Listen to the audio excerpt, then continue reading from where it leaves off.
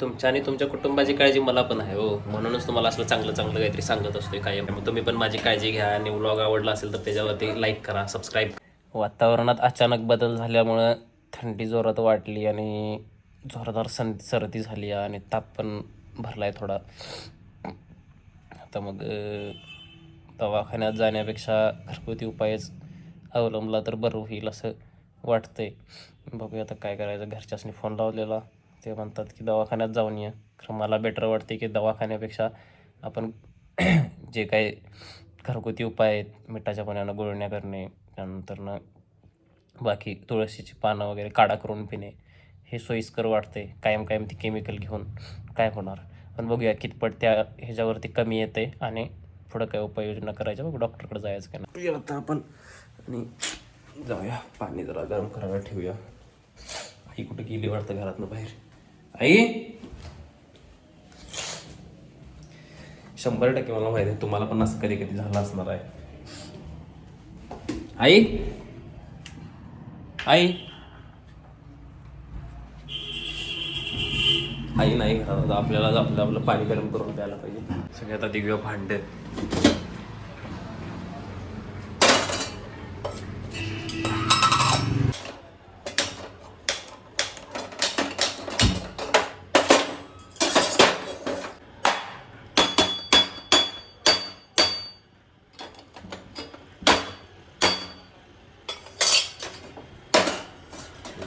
सगळ्यात आधी लाईट सुरू करूया. लाईट जरा उजेड कमी दिसायला लागलाय.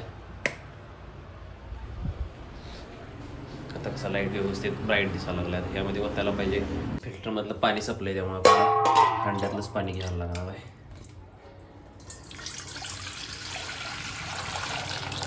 आता आपण ओतले पाणी.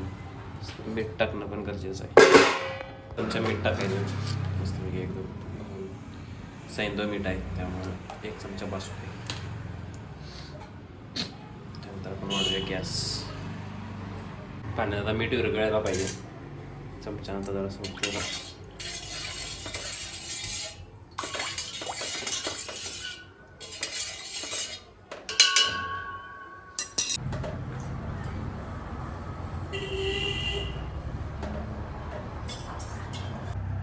फायनली कोमट झाले. जेवढ्यानं घशाला शेक द्यायला पाहिजे आणि टॉन्सिल्सच्या एकदम ॲक्टिव्ह झाल्यात आतमध्ये, ते कमी यायला पाहिजे. घसादुखी कमी यायला पाहिजे. एवढं गरम झालेलं आहे पाणी.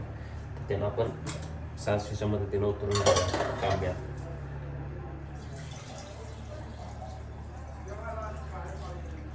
त्यामुळे पाणी घेऊन जायचं आहे बेसिनला.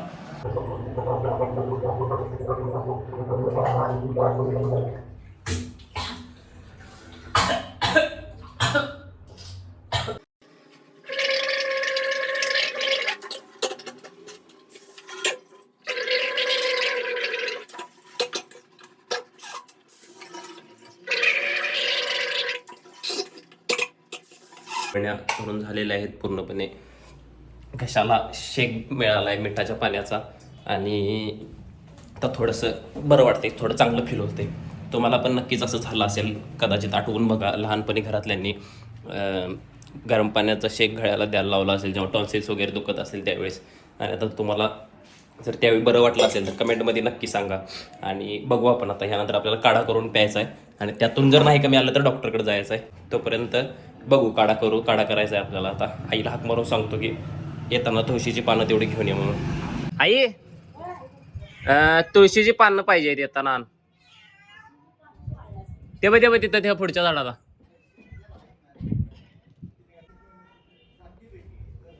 सापडलेले दिसतात. गेल्या कुठंतरी पुढच्या तिथं तुळशी. हा आहेत सापडले. हा तीच आण आणि येताना घेऊन ये तेवढी.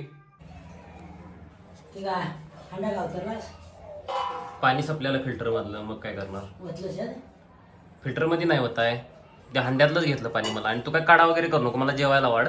नंतर ना माझं मी काढा करून पितो. मिठाच्या पाण्यामुळे आता गळ्याला पण छानपैकी शेक मिळालाय. तर आता आपण थोडा वेळ झोपल्यानंतर ना थोडासा त्याचा काहीतरी इफेक्ट होईल. झोपून उठल्यानंतर काढा घेऊया आणि बघूया की हेल्थ बरोबर होते की नाही. आणि नंतर ठरवूया की डॉक्टरकडे जायचं का नाही, की काय करायचं पुढं ते.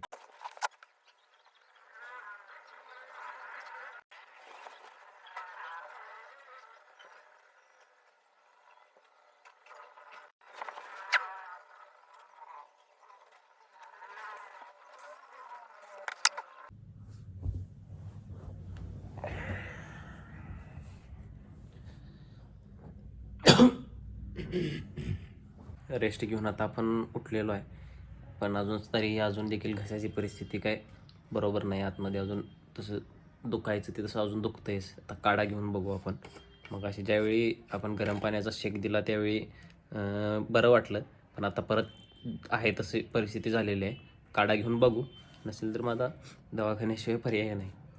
जातो खाली लगेच. आईला करायला लावतो माझ्या अंगावरती का नको.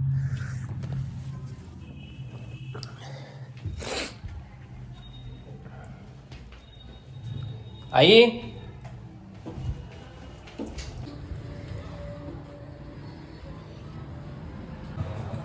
आईनं आणल्यात मग अशी तुळशीची पानं आणि ठेवल्यावर धुवून ह्याचा आपण करायचा काढा.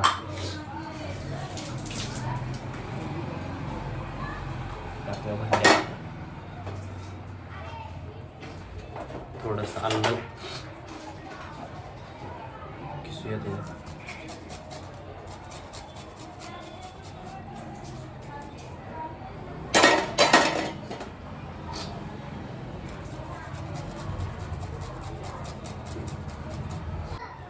पाणी किती वाटे घालू? थोडस मग एक ठेवतो. 2 वाट्या घालतो आणि 1 वाटी करतो त्याला आटवून.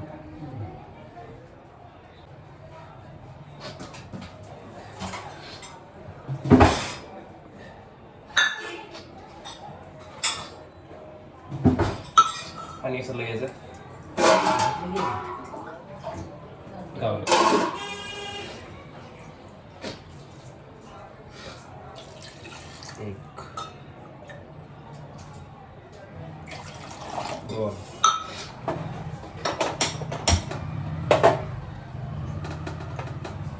एक काळी मिरी तीन कुठं आहे?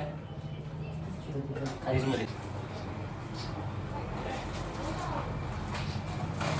गावली. हे लवंग 4, दालचीन,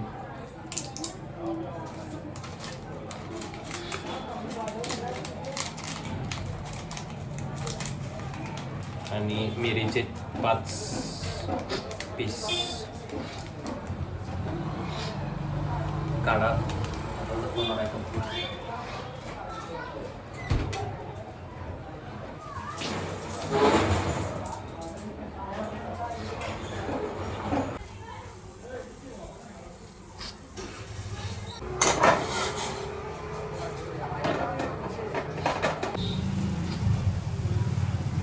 पूर्णपणे हर्बल आहे, पूर्णपणे सगळ्या नैसर्गिक गोष्टी आहेत. तुम्ही सुद्धा तुमच्या फॅमिलीला वापरा, जेणेकरून कुठल्याही केमिकलचा साईड इफेक्ट तुमच्या शरीरावर, तुमच्या आणि तुमच्या कुटुंबाच्या शरीरावरती होणार नाही. आणि ह्यातून तुम्हाला पूर्णपणे नैसर्गिक पद्धतीनं तुमच्या शरीराला एक चांगल्या पद्धतीचं आरोग्य मिळेल. तुमच्या आणि तुमच्या कुटुंबाची काळजी मला पण आहे हो, म्हणूनच तुम्हाला असलं चांगलं चांगलं काहीतरी सांगत असतोय, कायम हसवत असतोय. त्यानंतर ना चांगल्या गोष्टी सांगत असतोय, आयुर्वेदिक गोष्टी सांगत असतोय, केमिकलपासून लांब राहा असं सांगत असतोय. त्यामुळे तुम्ही पण माझी काळजी घ्या. आणि व्लॉग आवडला असेल तर त्याच्यावरती लाईक करा, सबस्क्राईब करा आणि तुमच्या जवळच्या व्यक्तींना पाठवा आणि त्यांना देखील सबस्क्राईब करायला लावा.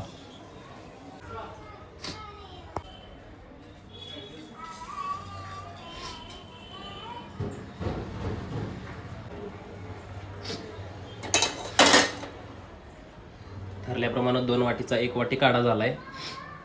आता आपण तो पिऊन बघूया. मग आता पहिला बाईट पिणार आहे मी पण अजून चव बघितलेली नाही, पहिल्यांदाच ट्राय करतोय.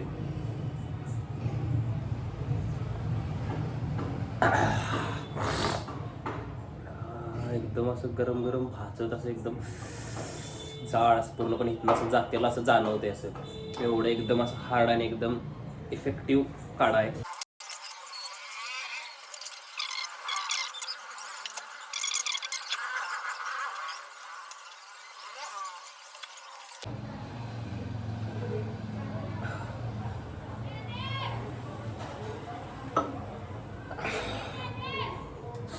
एवढा हार्ड होता, एवढा इफेक्ट झाला आहे, पूर्णपणे घसा दुखायचं सगळं बंद झालं आहे. ती उष्णता शरीरात वाढलेली आहे, त्यामुळं एकदम भारी फील व्हायला लागलं आहे. घसा दुखायचा बंद झाला आहे. आणि तुम्हाला सुद्धा रेकमेंड करतो आहे की अशा पद्धतीचा डायरेक्ट डॉक्टरकडं न जाता, डायरेक्ट मेडिसिनच्या गोळ्या न घेता तुम्ही पहिल्यांदा हा आयुर्वेदिक उपाय करून बघा. आणि मग त्यातून नाही बरं झालं तर तुम्ही डॉक्टरकडे जाऊ शकताय. डॉक्टरकडे जाण्याबद्दल माझं काय नाही, पण जाऊ शकताय जेव्हा हे आयुर्वेदिक उपायानं काय होणार नाही. उगाचच केमिकल शरीरामध्ये टाकून घेऊ नका. केमिकल उगाच शरीरामध्ये गेल्यानं बाकी आयुष्य लाईफ टाईम आपलाच कमी होते. भविष्यामध्ये ते आपल्यालाच भोगायला येणार आहे. तर तुम्ही सगळीजण ह्या गोष्टीची काळजी घ्या. मला पण तुमची काळजी आहे, त्यामुळे मी तुम्हाला सांगायला लागलो. त्यामुळे भेटू अशाच एका नवीन ब्लॉगसोबत, नवीन संकल्पनेसोबत. तोपर्यंतसाठी धन्यवाद. Bye bye.